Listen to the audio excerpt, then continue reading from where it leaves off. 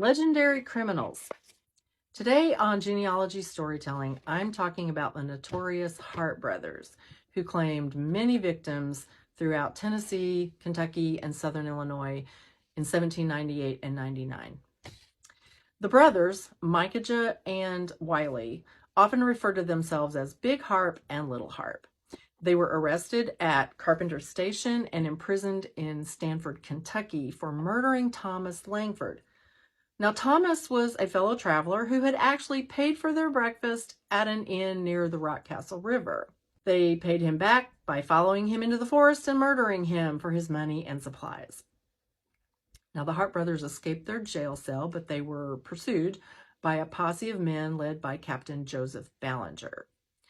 The party did disband mostly, though, when a lot of the men felt that a cane growth area was too dense for them to search through.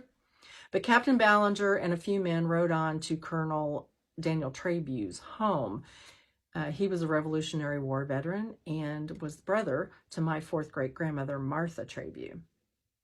Now, after hearing Ballinger's story, Colonel Trebue became extremely concerned because he had been waiting for his 13-year-old son, John, to return home from a neighbor's where he'd been sent to get some flour and seed beans.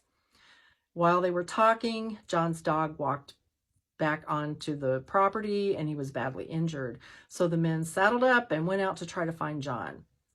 It would be 2 weeks before they found his remains, though.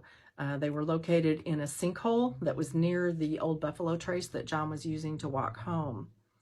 The Harpes had crossed paths with him and murdered him basically for fun, which they often did, and they took the flour but not the seed beans. The Harpes' rampage lasted for many months, and Colonel Trebue suffered from a lot of guilt for having sent his son alone to the neighbor's house.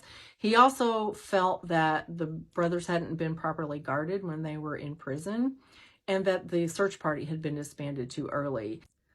The Harpes affected the lives of so many pioneer families throughout the Midwest, and they will show up again in a genealogy storytelling.